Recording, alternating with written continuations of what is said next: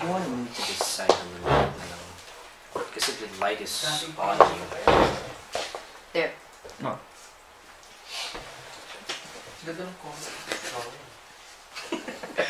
Naka-record na to Trip na rin eh. Alright.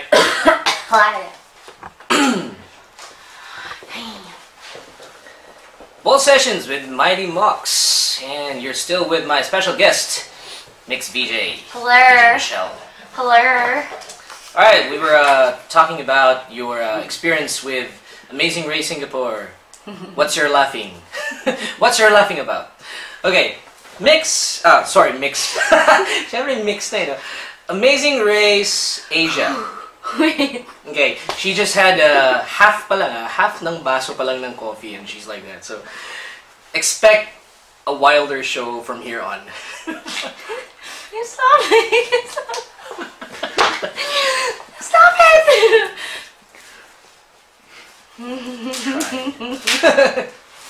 Okay, so going back.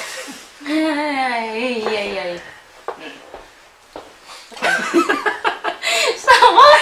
Okay, I'm okay now. Alright, so we were talking about Amazing Race Asia. Okay. So, you got in. How was it? What was your best experience in Amazing Race Asia? The whole experience was really, really awesome. So if you want to talk about best, everything, I think is like everything together is what makes it the best out of the best. But there are a lot of memorable experiences, like how Claire and I ate 275 meatballs. I threw up, yeah, and then the Filipino team came up to us and they were like, What'd you put that meatballs? You know? Because, I mean, seriously, Claire is about my size, so, and I'm like 5'3". And that came from her, okay? I didn't even ask her that. Anyway. It's okay. It's already out in the open, and I make fun of my height all the time now, so it's okay. So Claire's slightly taller than me, and we're both really, really like fun size. And fun size. Like McDonald's fun size? Yeah, like the Happy Meal? Yeah. We're like the Happy Meal. Okay, alright. The ones with the additional toy. That's what makes it special. So yeah, so we ate 275 meatballs. I ate a witchetty grub. You can go online and just search for witchetty grub. Look at the images. It was alive. And then the Aboriginal lady just cut off the head and gave it to me. And then I asked for a smaller piece, but she didn't want to give it to me. She said, no, you just gotta eat this one. And then you know how when you cut anything out, like when it's alive and you cut the head out, the body still moves, right? So it was like still wiggling when I like picked it up. So I threw it back down, and then like, yeah, I had to eat it anyways. So Claire started barfing when I ate that. That was really, really memorable because she didn't eat the bug. I was the one who was eating it, but she was barfing. That's her support for you. Alright, go eat that. Yeah, but Claire right here. Just go eat that. That was our deal in the prior into the race. Prior to starting the race, we made a deal. She does all the water challenges because I am afraid of water. Like, I am so, like, what lies beneath, like, the under the deep blue ocean. Yeah. I'm terrified. Like, even if a fish swims by me, I'm woohoo. Because I'm allergic to seafood, so maybe that's why. Never touched them in my life before. Until the race. Okay. Yeah, we had to silence on the set. We had to extract a kilo worth of crab meat, so I freaked out. And Claire's like, I love crab, and I'm like, I've never touched this in my life before, kind of thing. So she does all the sea stuff, the and water stuff. I eat all the grubs, the funky stuff. I don't know if I got the better end of the deal. I don't think so. Yeah, that's what I was gonna ask. Parang hindi ka rin naman nakakuha ng ano dun. Anyway, alright. Oh well.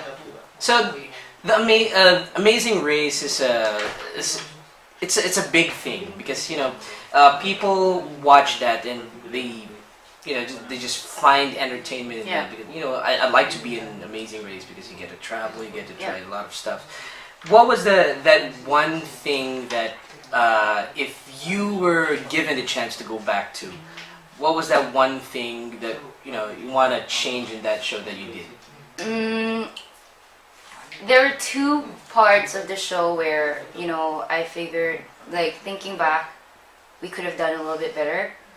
The first one was when the Indian girls yielded us.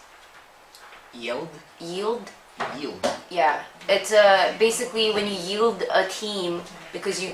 Oh yeah. Oh, yield. Okay. So they yielded us for like 30 minutes, so we couldn't do anything for 30 minutes. And after it was a sewing challenge, and I thought it was cross stitching, so I didn't want to do it. So Claire had to do it because I'm not good at cross stitching, but I'm really really good at sewing.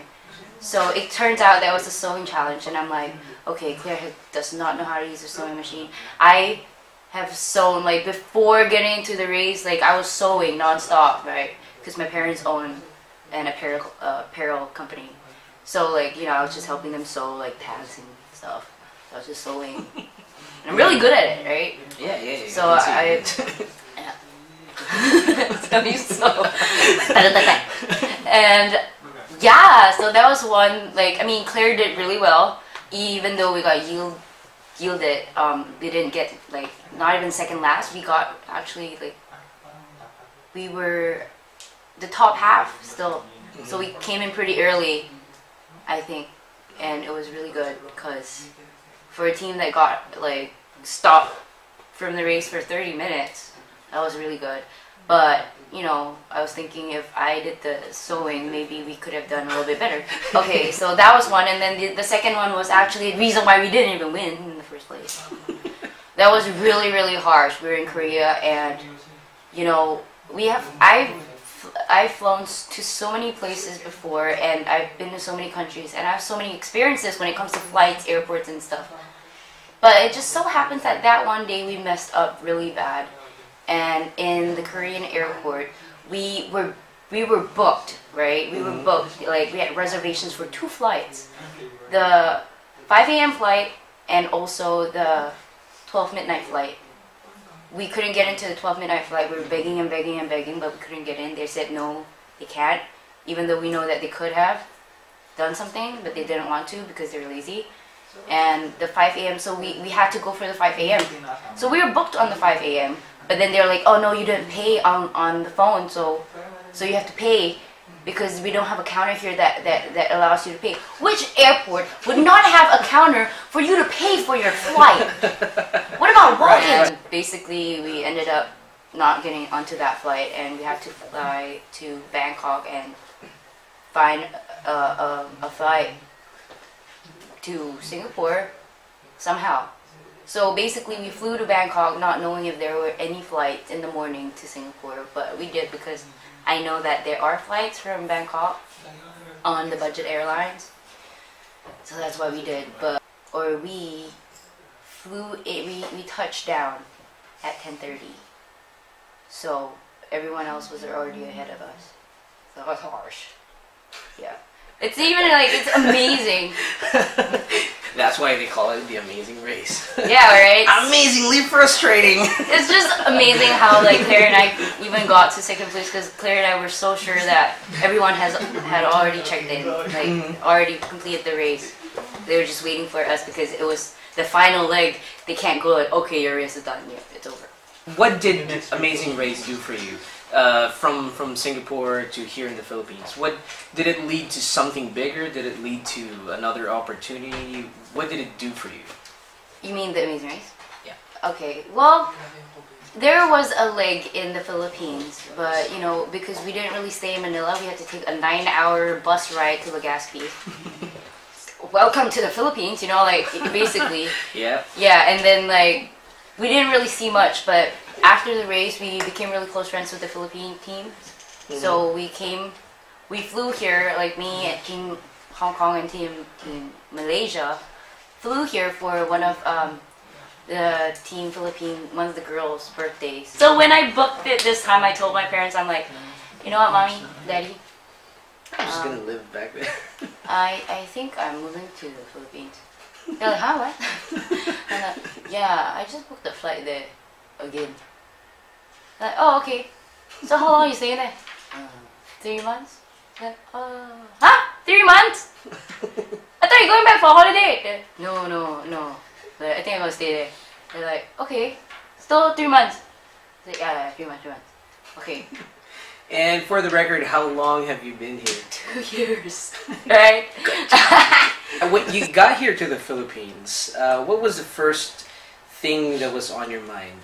Did you immediately think like, I gotta get a gig because I started living here, I completely have been shuttling back from Singapore to the Philippines? What was the first thing that you thought? Actually, okay, so when I was in the Philippines, I actually had, the second time I was in the Philippines, I had this thought that, okay, you know what, this place could be a good place to live in.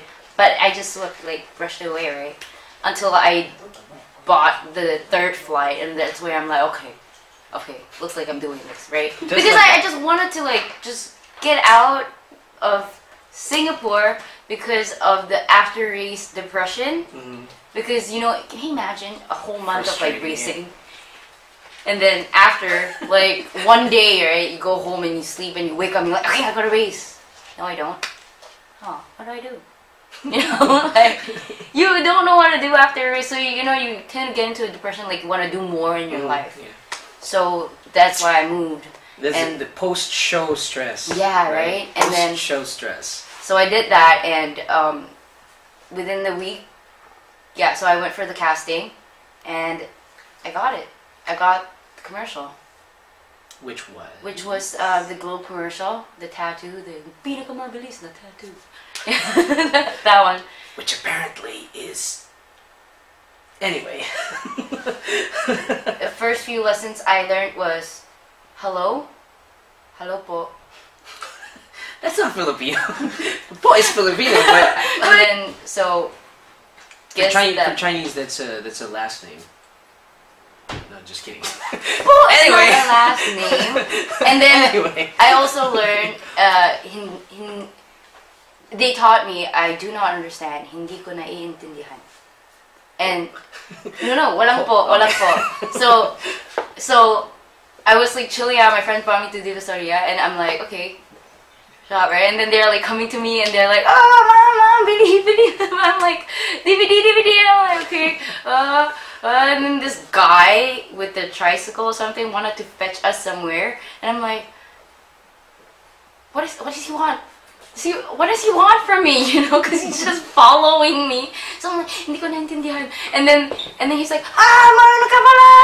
And then she started verbal. With his arms up. She's just so animated like that. Of course he did not. That's just my frustration. He did not raise. Of course, who would say like, marunong ka pala? I don't know, that's how you said it, so in my mind. But, okay, so basically he's like, marunong ka pala, and then verbal vomit of Filipino just went out of his mouth, right? I don't even now if you ask me what he said, I'll be like... Well, that's very insightful and, you know, very, I don't know how you're gonna call that. I think it's a very animated of you, but we'll get into more of her stuff when she got to the Philippines. We'll talk about her experience in the mix VJ search and of course Meg when we come back. We'll be right back. We'll pause for one song, just one song this time, because we still have a few guests to jam with. We have Earl and Gabe who will be playing some music with us, so stick around. Full session with Mightymoxx. We'll be right back.